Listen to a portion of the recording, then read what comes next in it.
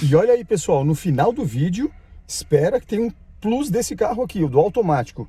Como você pode resolver o problema das marchas não mudando, seja em rotação alta ou mudando muito rápido, em rotação baixa. Vamos lá.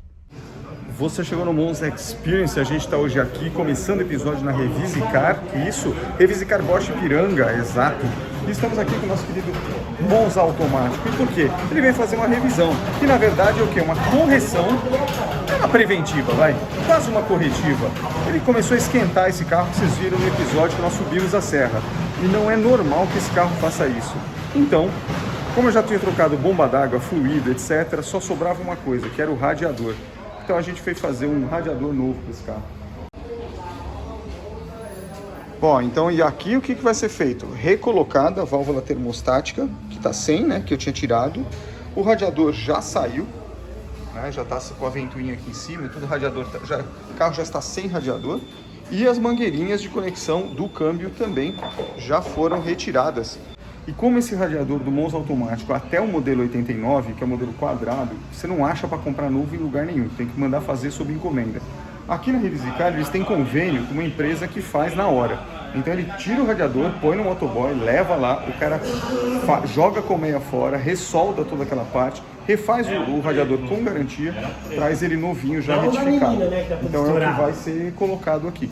Então vai ser feito tudo isso. Depois, novamente aditivo, e já aproveitando que a gente fez essa essa manutenção, as duas mangueiras que levam o óleo do câmbio para a parte lateral do radiador também já vão ser trocadas. São mangueiras prensadas, que também você leva o original, ele reprensa uma mangueira de qualidade novamente e coloca. Então a gente vai estar tranquilo do ponto de vista do óleo do câmbio e também do radiador novo. E demais, a única coisa que nós vamos recolocar da Waller vai ser uma válvula termostática, que ele voltará a ter a válvula termostática. Eu tinha tirado para fazer o teste, agora vai voltar. Olha lá, pessoal, tá caindo o mundo aqui em São Paulo, mas aqui dentro tá de boa. E aí chegaram as coisas novas. Então, a mangueirinha, o flexível que sai do câmbio com parafusos específicos, né, que permitem a vazão do óleo, já prensado, ó, novinho. E é uma mangueira tipo Balflex, sei lá o nome, boa. E o radiador, tá aqui, ó. Vou mostrar o radiador na prática. Já trocou a válvula, já tá com a Waller também. Vai ficar bonitinho, vou mostrar no detalhe.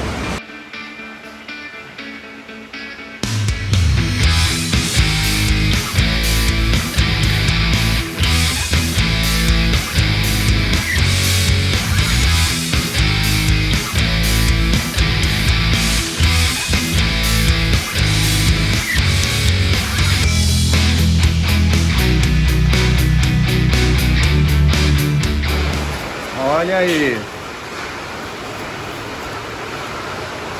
Ó, radiador novinho, ó.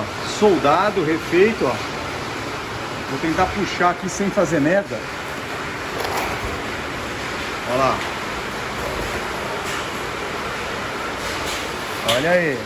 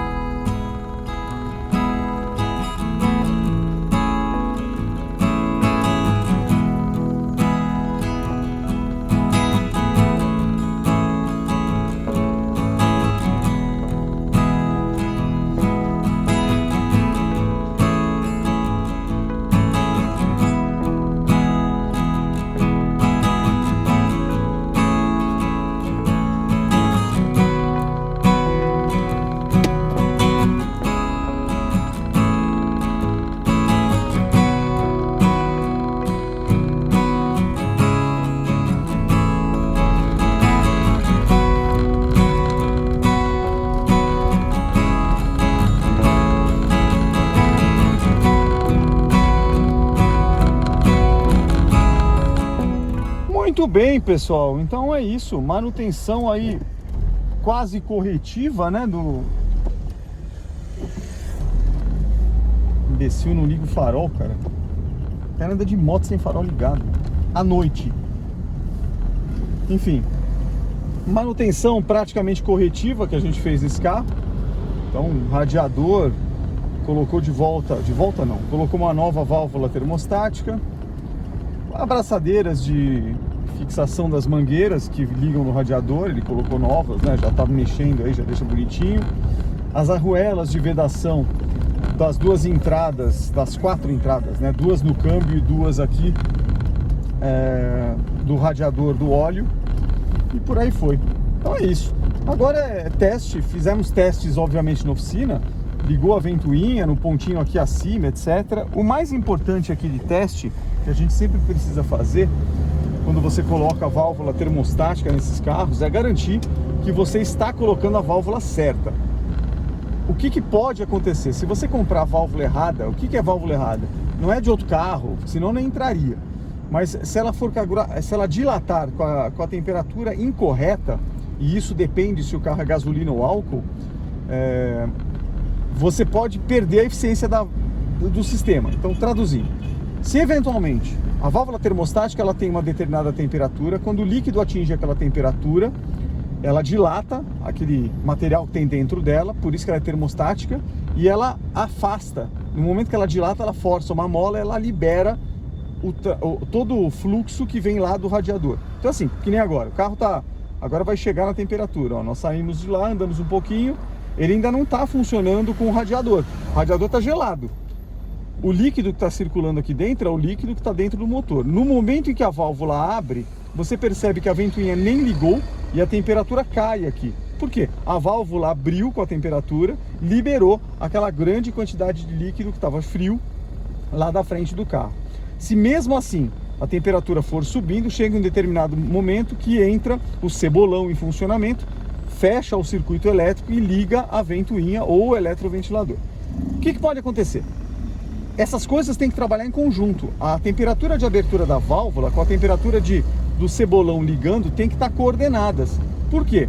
O correto é, primeira coisa, abre-se a válvula, não o cebolão. Então o carro tem que liberar o circuito todo, o líquido todo do radiador com base na válvula, muito antes do cebolão acionar a temperatura para ligar o ventilador. Então aí você tem que tomar muito cuidado.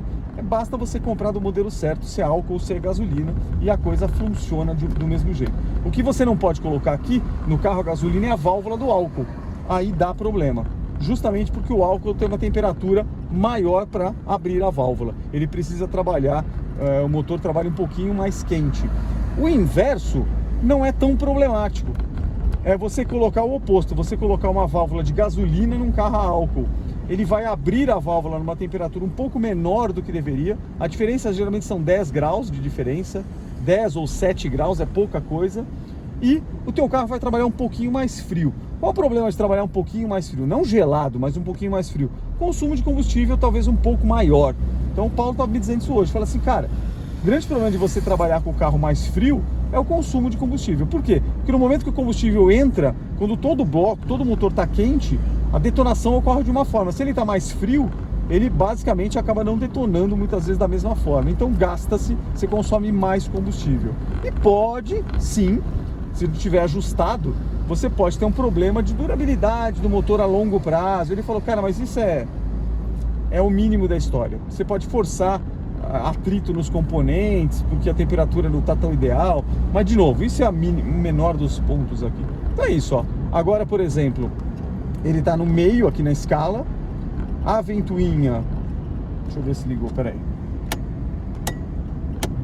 A ventoinha agora ligou.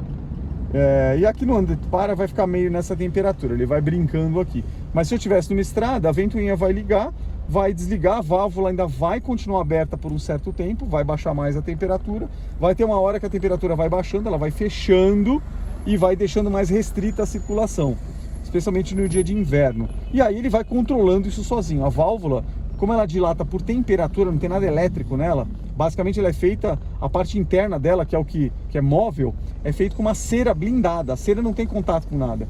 Então no momento que ela se expande, ela faz esse processo mecânico de abertura ou fechamento. E quando ela baixa a temperatura, ela retrai e é a mesma coisa. Então é basicamente um sistema de dilatação. Mas enfim, aqui deu certo. Aparentemente parei agora há pouco, depois de funcionar o carro, tal, não vi vazamento nenhum, nem de líquido, nem de óleo do câmbio, nada. Então, e uma última observação para fechar isso aqui, tem a ver com o tipo aqui, né? A forma de refrigeração é muito doido, né? Então, por exemplo, o câmbio automático, como esse carro aqui, ele exige por projeto que um caninho saia do câmbio, vá para o radiador e outro volte na outra extremidade. E com isso ele circula numa bombinha de óleo do próprio câmbio, o câmbio ou óleo do câmbio nesse elemento de radiador. Para que isso? Se o óleo do câmbio ferve ou chega numa alta temperatura, o câmbio buga. Vai dar problema de desgaste prematuro e tudo. Não é feito para trabalhar em altíssima temperatura. Ele tem uma temperatura normal de trabalho, 90 graus, 100 graus, é mais 94, é mais ou menos essa a ideia. Que inclusive na própria vareta de inspeção de óleo do câmbio automático, ele já tem graduação específica. Carro frio, carro quente, né? Então 94 e pouco é um carro obviamente mais quente. É assim que ele deve trabalhar. Mas não acredite que ele tem um radiador específico para óleo. Não é bem isso. Basicamente ele tem uma coluna lateral do lado da colmeia do radiador, é justamente onde entra o óleo, circula por uma serpentina dentro dessa coluna e sai na parte de cima. Não existe serpentina de óleo que percorra toda a extensão da colmeia do radiador. Isso é só para água, o caninho lá é só para água. Então é muito doido isso, que a gente acha que, nossa, todo radiador é de óleo. Não, não surta. Todo radiador é de água. Apenas essa lateral é que é feita com esse elemento de refrigeração de óleo. É mínimo, portanto, o que se faz. Agora, ele rouba a temperatura. Aquela parte de óleo está dentro, selada nessa serpentina, em contato com a parte de água, e aí a água vai roubar o calor daquele óleo. Então o óleo que volta para o câmbio está numa temperatura menor do que o óleo que saiu do câmbio, né? Então é essa a função. Mas é bem sutil. A quantidade de óleo que inclusive é mínima. Você tira, praticamente pinga, volta para o câmbio, não precisa nem completar o óleo de câmbio na maior parte das vezes. O que foi feito nesse radiador, como você viu no detalhe, é um radiador novo. Então, daquela marca que já colocamos uma vez, durou mais de 10 anos no 500EF, até que eu troquei pelo alumínio. Então, a gente coloca daquela marca para o modelo específico. E o que essa oficina que a Revisicar tem convênio faz? E faz no mesmo dia. Ele pega um radiador de estoque 0 km, substitui justamente essa colmeia do lado do motorista, do lado esquerdo aqui do carro. A do lado direito não precisa fazer nada, tá original e novinha, porque lá é só retorno de água, vai lá para a bomba d'água, vai lá para a válvula termostática, do lado direito do carro. Do lado esquerdo, o que ela faz é justamente isso. Então, ele substitui a colmeia por esse elemento do radiador, que o radiador original do Monza, manual, obviamente não tem, é só água. Então, ele faz essa adaptação, solda toda aquela parte de novo e tá novo. É uma adaptação que é feita, e por quê? Porque você não acha peça mais para comprar desse carro. É muito difícil você conseguir um radiador para Monza quadrado, o radiador com câmbio automático. O que você acha bastante? Ainda até no Mercado Livre, o radiador com o elemento para câmbio automático do Monza Tubarão, que é o que eu acabei comprando no Mercado Livre, e agora eu vou devolver a peça e eles vão me estornar o valor, porque o cara achou que dava e não dá. O modelo do Monza Tubarão 91 para frente é completamente diferente nos encaixes e no tamanho. O radiador do Monza Tubarão, ele é 20 centímetros mais largo, ele pega mais à frente do carro. O radiador do Monza quadrado é mais estreito, é menos largo. Os suportes também têm direções diferentes, porque o painel, a chapa onde ele vai fixado no carro é outra. Então não dá para adaptar uma coisa na outra. No limite, se você não achar nem quem faça na tua cidade esse trabalho que aqui o cara faz, tem um jeito. Você coloca um radiador bom, original, de um câmbio manual, e aí você refaz as mangueiras de transporte do câmbio automático, do óleo do automático, e faz um radiador como se fosse de moto, um radiador pequeno só para o óleo. Você vai ter um radiador, e fixa onde? Vai fazer uma adaptaçãozinha. Se o seu carro não tem ar-condicionado, é capaz de você conseguir colocá-lo na frente do radiador de líquido de arrefecimento, como se fosse o condensador do ar-condicionado do Monza Classic. Se você fizer isso, aqui por exemplo, teria espaço facinho para fazer. Fixa bonitinho e nunca mais você mexe nisso. E eles me disseram que esse mesmo processo de fazer um radiador extra, manual e tudo, é o que está sendo aplicado hoje, por incrível que pareça, em todas as Renegades. A Renegade Fiat, né, Stellantis, que é a marca Jeep, Fiat, Peugeot e Citroën, a mesma fábrica, Stellantis, eles têm um problema crônico. 30 mil quilômetros, o trocador de calor do câmbio capota. Ele começa a abrir buraco. E aí é um drama. Se o cara não prestar atenção nisso, detona o câmbio. E é um câmbio que tem parte eletrônica e tudo. Então o que se faz? Hoje em dia tem gente vendendo kit. O cara põe um radiador original de um câmbio manual, faz a adaptação com um radiador sobressalente apenas para o câmbio e aí nunca mais o cara mexe na história. Vira um kit de adaptação. Então é por um erro provavelmente até um erro de projeto, alguma coisa assim, acontece essa situação. Ó, aqui por exemplo um trânsito pesado e a temperatura está cravada no meio. O câmbio, ou melhor, o Monza com a válvula termostática em pleno funcionamento, a ideia é essa mesmo. É por isso que ela é termostática, ela vai fazendo esse movimento que eu falei e vai tentando deixar a temperatura do motor constante na temperatura que o engenheiro projetou lá na fábrica. Isso vai garantir o melhor rendimento do combustível do motor e, portanto, a melhor, entre aspas, economia. Nós estamos aqui numa situação completamente fora, né? Sem válvula e tudo. Então, aqui não, agora voltou para a normalidade com o radiador novo. E o radiador antigo estava muito detonado? Não, não tinha furo, não tinha vazamento, mas sim detonado na parte interna. Por quê? Porque junta sujeira, não tem jeito. Por mais, e esse carro anda sempre com aditivo, mas não tem jeito, junta sujeira. A parte interna, o encanamento do radiador, ele vai ficando obstruído. É que nem válvula é que nem artéria de cardíaco, sabe? Vai acumulando gordura. No caso do radiador, vai acumulando resíduo. É um pouco de oxidação, porque o bloco de motor é de ferro, por mais aditivo que você coloque. Enfim, essa brincadeira ela vai diminuindo a vazão. Esse é o primeiro ponto, até entupir. Não é o caso do que aconteceu. A segunda parte importante que acontece é, no momento que eu vou colocando dentro das paredes internas desse cano uma série de sujeira, eu impeço a troca de calor. Eu vou meio criando um colchãozinho ali térmico.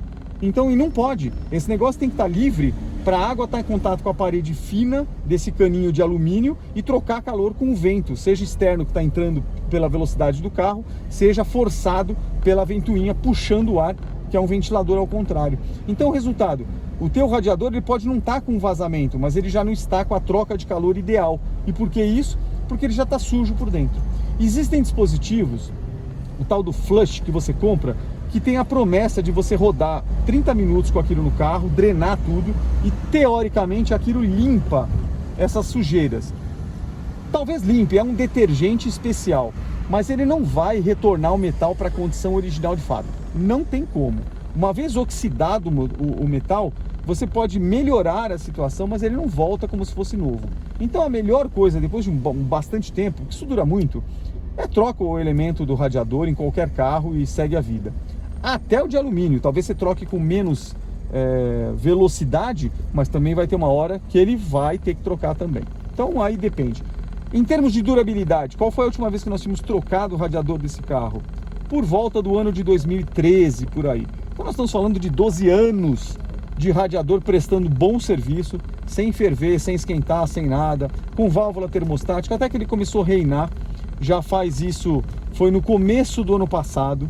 E eu lembro bem, eu estava voltando fui comprar no Rei do Som, que tem canal no YouTube, um tape deck da Kenwood. Eu fui lá na freguesia do Ó comprar, e eu estava ali nos Jardins.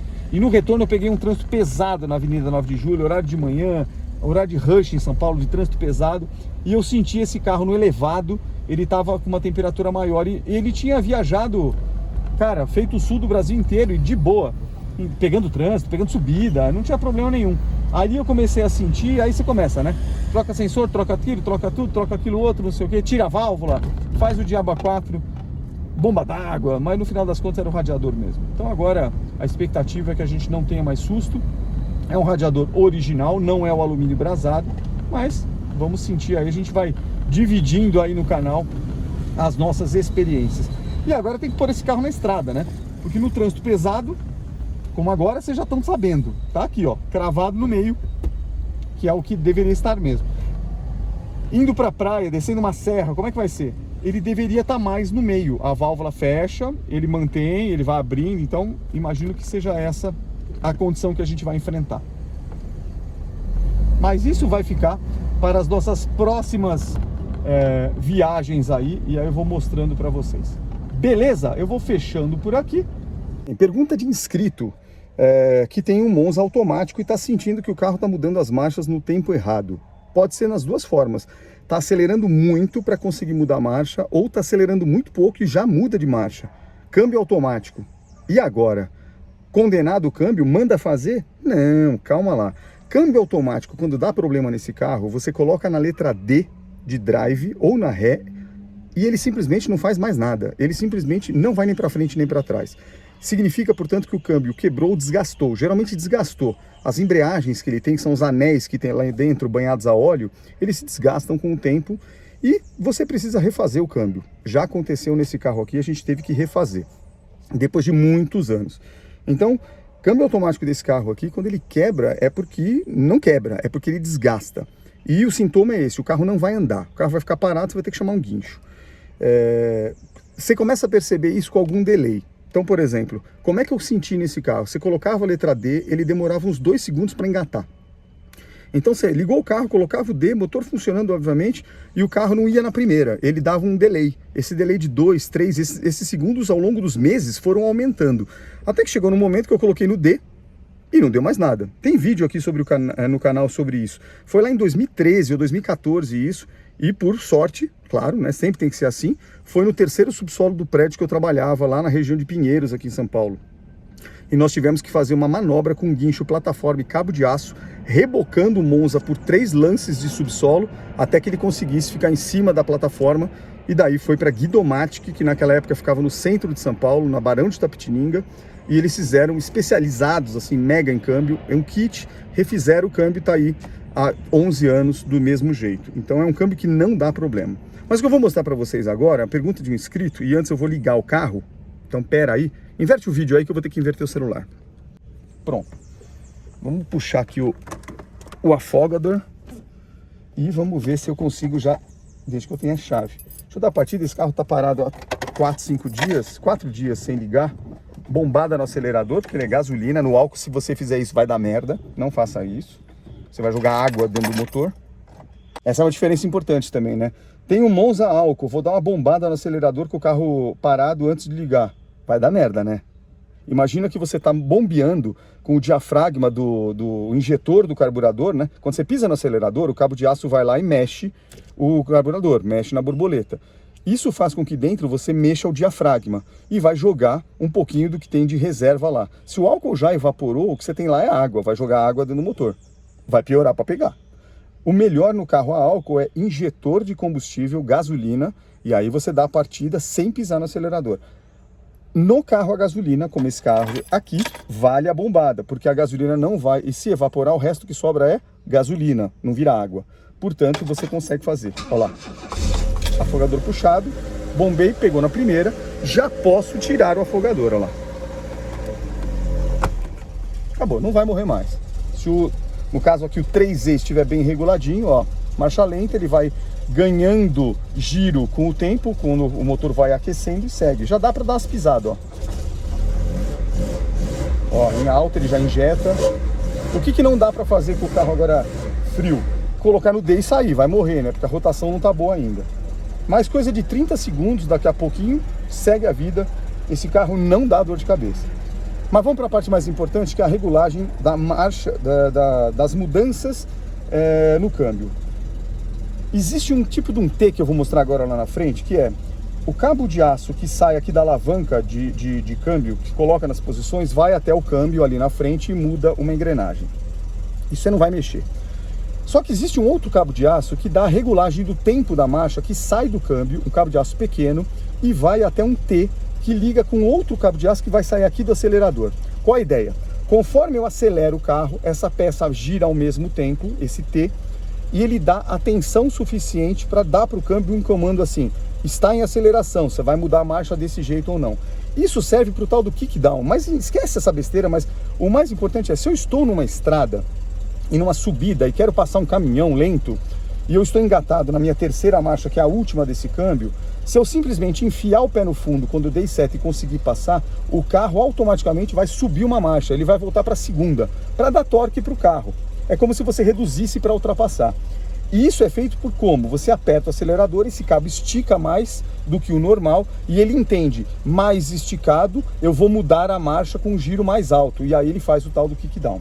Se eu estiver conduzindo o carro numa boa, no plano, se eu estiver conduzindo, apertando uma pequena pressão, o giro do motor vai subindo, o cabo está com uma tensão pequena, ele vai mudando a marcha. Então, se você afrouxar esse cabo, ele vai mudar a marcha numa velocidade muito menor, provavelmente. Ele vai mudar com 1000 giros, já começa a mudar a marcha. Isso é péssimo. Se você estiver andando, o carro não vai ter tração. Então eu vou mostrar lá na frente como é que você vai fazer isso, como é que você regula uma única vez essa engrenagem e não tem mais problema. Vamos lá. Esse aqui é o cabo de aço que vem do câmbio. E ele liga nessa peça aqui, ó. Vou recuar. Lá no câmbio, e ele liga nessa peça. O problema, embaixo aqui da mangueira do hidrovácuo, ele tem uma trava, olha. E essa trava do outro lado dá a regulagem. Tem uma chapinha que tá aqui, ó lá. Essa chapinha tá ali e ele vai dar uma regulagem. Se esse cabo escapar, ele vai desregular a mudança de marcha do câmbio. Então, além da trava normal, eu coloco um enforca-gato, ou chamado de fita Hellerman. Isso aqui garante, isso aqui tá 10 anos aqui, não vai ter, essa parte não vai movimentar. Isso aqui garante essa extensão do cabo e vai ligar no T que eu falei aqui. Então eu vou dar um exemplo de aceleração, olha lá, vou acelerar o carburador, olha lá, viu? Claro que aqui eu tô no N, então não faz nenhuma mudança. Mas esse curso aqui é a atuação do cabo do câmbio. Então, se isso aqui estiver solto, ele vai mudar as marchas no tempo que ele quiser. Soltou tudo, vai mudar muito rápido. Puxou demais, vai precisar de um giro maior. Às vezes vale a pena você trocar o cabo inteiro, porque a guarnição dele, que nem cabo de bicicleta, o cabo passa por dentro, está quebrada. Muitas vezes é a buchinha de trás, ou muitas vezes é a trava aqui da frente. De qualquer forma, é isso que você vai fazer. Muito bem, então é isso. Espero ter ajudado. De novo, câmbio automático e regulagem é um negócio que você faz uma única vez. Não vai mexer nisso o tempo inteiro. Aquela fitinha Hellerman que eu coloquei ali foi de quando fiz o câmbio. Faz 11 anos. Ali não é onde ela está não tem movimentação alguma.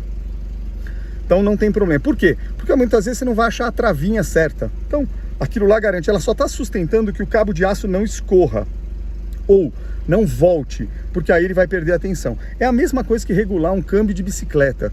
Aquele cabo, o conduíte onde passa o cabo de aço dentro, ele exerce um curso. Se você regula errado, ele bagunça as marchas. Às vezes você fala, mas não mexer em regulagem alguma. Sim, mas por onde o cabo passa, o caminho ficou mais longo ou mais curto, e é isso que muda. Aqui é exatamente a mesma coisa. Para o acelerador isso não faz diferença alguma, para a embreagem não faz diferença alguma, porque aí o invólucro é mais uma proteção do cabo que está engraxadinho lá dentro. Para esse do câmbio automático faz diferença. Então, amigo, se você tiver com esse problema, mudando marcha em giro mais alto do que deveria ou mais baixo, é ali que você vai colocar. Vai regular do jeito que você entende que é o bom. Geralmente ele muda a marcha aqui sem pisar muito, em torno dos 2.200 giros, se eu me lembro, tá? Porque é uma coisa que eu nem me preocupo muito. E se eu tiver com carga, acelerando, ele vai mudar e mais alto, porque aí é o efeito do tal do kickdown, ou a subida de marcha, que é o que ele é, entre aspas, programado para fazer. Foi desenhado mecanicamente para fazer. Fechou. Agora vamos, esses carros estão ligando, esse, o CCV, o Logan, o Clio da filha, que está com a perna engessada, enfim. Tá tudo ligando agora numa sexta-feira pra ficar certo. E agora eu termino esse vídeo, pelo amor de Deus. Já foi muita mecânica do automático hoje. Fui.